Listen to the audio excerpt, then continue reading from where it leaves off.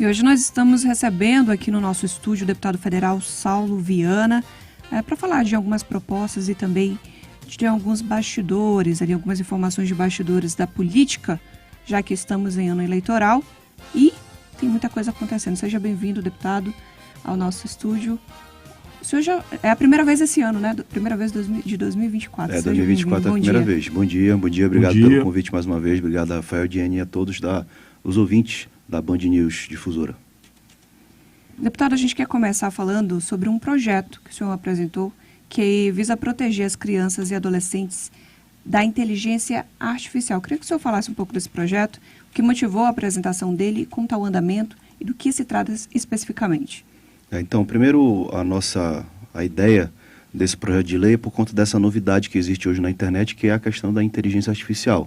Eu acredito que muitas pessoas já ouviram falar e a gente está apresentando esse projeto de lei para que possa ter uma campanha de prevenção e conscientização contra o uso indevido de inteligência artificial, principalmente com crianças e adolescentes. A questão da inteligência artificial, por exemplo, já tiveram vários casos aqui no Brasil de, por exemplo, ser usado imagem de pessoas famosas, de artistas, para fazer, por exemplo, a promoção de produtos, né, e não sendo a pessoa, né, isso seria um uso indevido de imagem. E agora ela caminha também para o uso de inteligência artificial, inclusive contra crianças e adolescentes, principalmente para o lado ruim, que é o, por exemplo, de pornografia infantil, de deepfakes, enfim.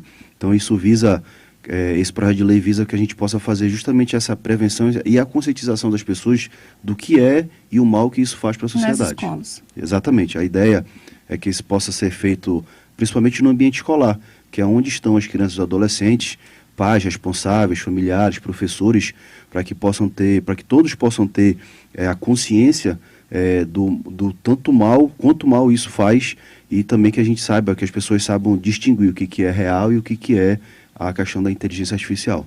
É uma situação bem sensível, né, deputado? A gente até falou agora há pouco, por exemplo, das denúncias que estão sendo feitas naquela questão da Ilha do Marajó, né, que isso tem chocado bastante a população brasileira.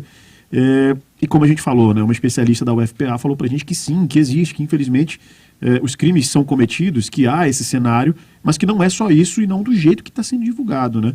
E aí fica aquela questão do cuidado da divulgação de informações e até o uso de inteligência artificial para a divulgação de deepfakes, né, dessas informações. Isso também abrange essa questão, deputado? Isso é mais um exemplo de o quanto a desinformação, né, e as fake news fazem mal, né? E agora a gente tem aliado a isso. A inteligência artificial é algo que naturalmente é uma tecnologia nova que ela veio para ficar e a gente vai ter que se acostumar, vai ter que aprender a conviver com isso, mas infelizmente tem uma parte de pessoas, no caso os criminosos da internet, que leva isso para o lado ruim, né? Quando você, por exemplo, o uso de deepfakes e assim também usando imagens devidas de crianças, e aí, por exemplo, todos nós aqui, por exemplo, quem tem filhos, você vai posta uma foto na sua rede social, particular, privada, do seu filho. Isso é suscetível para que um criminoso desse pegue a imagem do seu filho, por exemplo, e use numa deepfake para poder, por exemplo, vender imagens de crianças. E isso é algo que infelizmente, isso é muito ruim. E esse tipo de crime tem crescido no mundo todo, não é diferente no Brasil. E a gente, como legislador, como na função de deputado federal que propõe leis, é importante que a gente esteja atento a essa prática de crime para que a gente possa também tanto fazer campanhas de prevenção, como essa que nós estamos propondo na Câmara, como também a regulamentação contra crimes de inteligência artificial que ainda não existe no Brasil.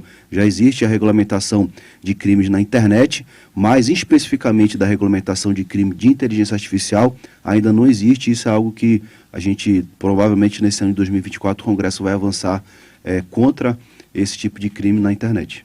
Existe uma preocupação da Justiça Eleitoral em relação à inteligência artificial, mas os partidos, a classe política, como está se preparando para enfrentar essa questão nessa eleição? Inclusive, a cidade de Manaus foi o primeiro caso no Brasil de uso de inteligência artificial, no caso usado como fake news, para poder prejudicar um candidato. Isso aconteceu com o prefeito de Manaus, Davi Almeida. Inclusive, isso foi investigado pela Polícia Federal, porque como é um crime, trata-se de um crime eleitoral, por conta do que foi o prefeito, foi investigado pela Polícia Federal e as diligências que aconteceram foram autorizadas pela Justiça Eleitoral.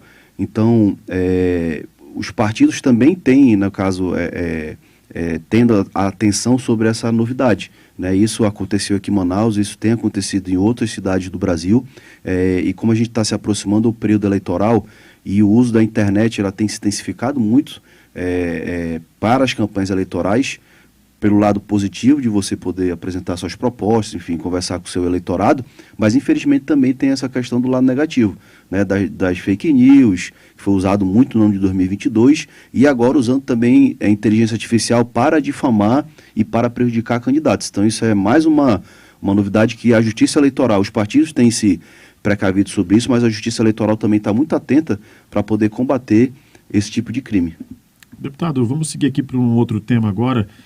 A gente observou aí nas suas divulgações mesmo do trabalho que tem sido realizado em rede social, um trabalho junto aos representantes dos Bois Garantido e Caprichoso, em Brasília, inclusive, na busca de recursos, ali, investimento para o Festival Folclórico de Parintins, agora em 2024. Como é que foram essas reuniões aí dos representantes dos Bumbais, junto com o senhor acompanhou lá em Brasília? O que isso pode render de investimento para Parintins 2024 ou para os próximos anos também? Como é que foi essa visita dos Bumbais lá em Brasília? Alguns anos atrás, o governo federal era um grande parceiro do Festival de Parintins.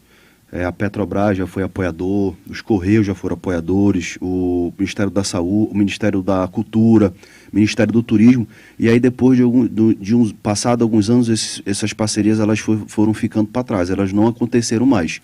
No ano de 2023, eu consegui, juntamente com o senador Omar, para que os Correios voltassem a patrocinar o festival, e isso aconteceu no passado, e aí desde então a gente vem trabalhando para que a gente possa fortalecer essa parceria dos bois com o governo federal. E esse ano, passado o carnaval, que até então era tudo tratado de carnaval, passado o carnaval a gente já fez a primeira agenda e a gente tem consolidado aí alguns apoios que serão muito importantes para o festival. O Ministério do Turismo já confirmou que vai apoiar o festival, a Petrobras vai, se der tudo certo, vai voltar a ser uma dos patrocinadores do festival, o Correio também já confirmou que vai, inclusive com um valor maior. Então tudo isso, Rafael, são apoios que serão muito importantes e a gente, claro, ainda está em fase de negociações, mas a gente espera que aconteça neste ano o maior investimento da história do governo federal no Festival de Parintins. E aí quando a gente fala do Festival de Parintins, não é apenas a festa, não é apenas a apresentação dos 3 dias do festival.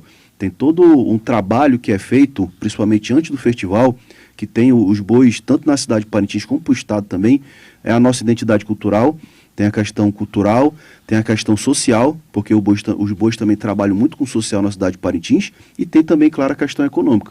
Existe várias, eu digo que o Festival de Parintins é a Zona Franca de Parintins, e naquele período do festival, naquela semana do festival, injeta milhões de reais na economia do Amazonas, então isso é muito importante, porque por trás da festa tem pessoas que vivem disso, tem a geração de emprego e renda, e claro que é mais uma ajuda à atividade econômica do Estado, uma vez que é uma grande festa, que é conhecida nacionalmente, tem também crescido, tem o nome de Parintins tem sido levado para o mundo, e a gente faz a nossa parte de poder ajudar para que a gente possa potencializar cada vez mais o festival, consequentemente Parintins, o estado do Amazonas e o turismo aqui na nossa região. A gente sabe, deputado, que tem alguns obstáculos aí que ainda atrapalham, pelo menos ao meu ver, a questão de ainda mais gente, né?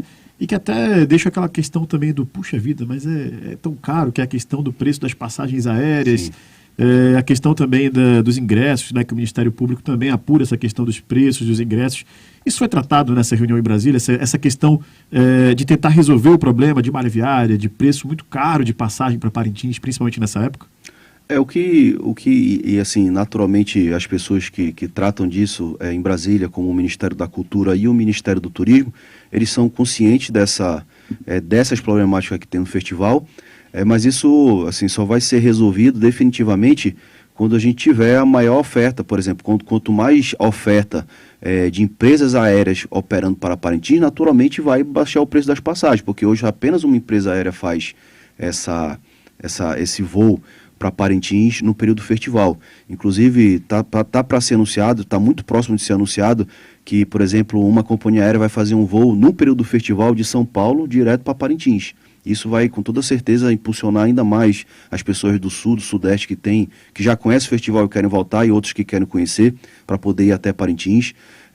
E a questão dos ingressos em específico, o que acontece hoje? O Ministério, na verdade, tanto o Ministério Público como o PROCON não é a questão do valor dos ingressos, mas sim a questão da transparência da venda dos ingressos. Porque se você for, esse ano, acho que em 10 minutos que abriu, acabou a venda dos ingressos. Na verdade, então, assim, tem toda uma apuração sobre isso para que tenha a transparência. E só que isso também, o que acontece? Hoje eu até fiz essa pergunta para os presidentes dos bois. São comercializados para o festival aproximadamente 4 mil ingressos. Ou seja, tem uma demanda muito grande. Então, assim, já começa a chegar na hora de começar a ser planejado e pensado para que possa ser construído um novo bombódromo, porque o bombódromo ele foi construído na década de 80, em 2013 ele passou por uma ampliação, e hoje ele realmente já não tem mais espaço para você poder construir, principalmente as arquibancadas, que são onde tem o maior o volume de pessoas. Então, você já deve ser começado a planejar e se pensar para se fazer investimento para que possa construir um novo bombódromo com uma estrutura maior, não de arena, mas de capacidade de público, para que a gente possa ter aí aumentado a nossa oferta e, consequentemente, com uma oferta maior, a tendência dos preços é caírem, né? Quando o senhor fala muito próximo de ser anunciado esse voo direto, é mais ou menos quando? Na verdade, só está com uma pendência hoje de um apoio logístico que a companhia aérea precisa, que está sendo tratado com a Prefeitura. A Prefeitura já sinalizou positivamente. Porque que acontece? O voo Manaus-Parintins é próximo, é aproximadamente 50 minutos. Então, assim, os aviões teriam autonomia para poder ir e voltar sem precisar abastecer. No voo para São Paulo já seria diferente, né? O voo não teria autonomia de vir de São Paulo para Parintins e voltar. Então, teria que ser dado, estão buscando uma opção logística para que as aeronaves possam ser abastecidas no município de Parintins. Então, isso é algo que está caminhando positivamente. Acho que agora, em março, vão acontecer os anúncios do festival. Naturalmente, o anúncio do governo do estado, o apoio do governo do estado, o anúncio oficial da festa, e esses outros anúncios vão ser naturalmente. Então, acredito que em março tudo isso já seja resolvido, até porque para ter tempo, né, para as pessoas possam se programar para comprar passagem, enfim. Eu sou muito suspeito para falar, né? Por ser de Parintins, eu fico na torcida que dê muito certo essa questão do investimento do governo federal, né? Esse próprio investimento mesmo de malha aérea, né? Esse voo de São Paulo para Parintins seria muito bacana, muito interessante. Exatamente, está caminhando positivamente, Rafael. Acredito que vai dar tudo certo. Deputado, a gente tem... Desculpa, Jenny, pode ir. É exatamente isso que eu ia falar, a gente tem só uns minutinhos. A gente vai ter 2 minutinhos, eu acho que é importante perguntar sobre a questão da eleição, né, Jenny? Como é que está o cenário do União Brasil, né? Como é que o União Brasil está se movimentando na construção das alianças para a eleição desse ano? E circulou nos bastidores um boato de que o senhor ia sair do União Brasil. Eu queria que o senhor falasse sobre isso e procede essa informação. Primeiro, União Brasil, inclusive hoje cedo eu recebi a ligação do vice-presidente nacional. Agora, dia 29 de fevereiro, que é quinta-feira, vai ter a reunião da Executiva Nacional, onde vai ser feita a nova eleição do Diretório Nacional do partido. E existe uma resolução no partido de que todas as candidaturas a prefeito ou a vice-prefeito das capitais, elas serão decididas pela direção nacional. A direção nacional do partido é um colegiado de membros que se reúne, né, periodicamente, ou quando existe uma demanda que seja feita uma reunião extraordinária, e nessa reunião da executiva é que são decididas as candidaturas, principalmente das capitais, tanto de prefeito como vice-prefeito. Ou seja, então, como ainda vai ter a reunião, ainda vai ter ainda a eleição da nacional, então, sim, posteriormente, só que provavelmente vai ter essa reunião que vai definir se União Brasil, as candidaturas do União Brasil nas capitais, e Manaus não é diferente, não vai sair dessa regra. Ou seja, não existe nem indicativo ainda de candidatura majoritária do União Brasil aqui na cidade de Manaus, porque isso passa pela Executiva Nacional. Claro, o partido tem se organizado no interior. Recentemente o governador foi alçado à presidência do estado do Amazonas, no caso da estadual, né? Já alguns diretórios já foram definidos e o partido tem se organizado para a eleição naturalmente.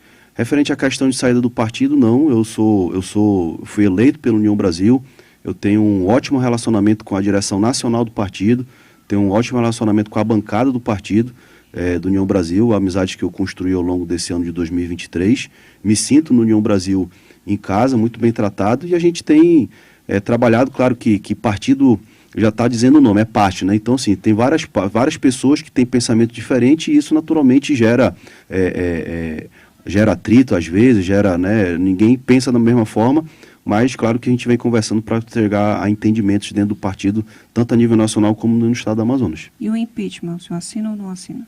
Na verdade, assim, o primeiro é importante se esclarecer. Eu vi muito isso na internet esses dias agora, muitas pessoas postando, deputado tal foi contra impeachment, só o deputado tal assinou impeachment. Primeiro, para que seja esclarecido, não existe assinatura de apoimento de impeachment. Existe por exemplo, o deputado federal tem legitimidade para chegar na mesa e apresentar um pedido de impeachment. Sim. E aí, não existe tantos deputados assinam o pedido de impeachment para que ele possa começar a tramitar. O único deputado que tem a prerrogativa de poder aceitar ou não a tramitação do pedido de impeachment é o presidente da mesa. Se 512 deputados assinaram o apoiamento de pedido de impeachment e o presidente não aceitar, ele não vai tramitar. Então, como assim, está se fazendo esse circo, né? essa movimentação em relação à assinatura? Na verdade, assim, para responder a tua pergunta, eu particularmente, para mim não existe nada que dê razão para que seja tramitado um pedido de impeachment desse pedido assim, que foi feito agora do presidente Lula. Então, assim, eu sou contra, pelo motivo, né? E assim, claro que hoje eu digo que hoje no Brasil existe uma obsessão ideológica. As pessoas querem que você, como parlamentar ou qualquer pessoa, tenha a sua definição. Não quer dizer que eu não concordo com a fala do Bolsonaro, que eu sou Lula, e muito menos que eu concordo com a fala do Lula, que eu sou contra o Bolsonaro. Não é nada disso. Não existe essa guerra de ideologia, que é uma retórica muito grande. Então, sim, claro, cada um defende seu lado, e aí isso é muito mais para gerar mídia, para gerar engajamento na rede social, do que convicção de fato de que um é certo ou outro é errado, para poder fazer, por exemplo, pedido de impeachment que, com toda certeza, deixa fissuras grandes na democracia do Brasil. Isso é ruim para todo mundo, não é apenas para mim. Deputado Saulo Viana, a gente estourou todos os tempos aqui, mas foi muito bom tê-lo conosco nessa entrevista, esclarecendo algumas questões importantes, trazendo informação importante. Obrigado e até a próxima. Muito obrigado, sempre à disposição.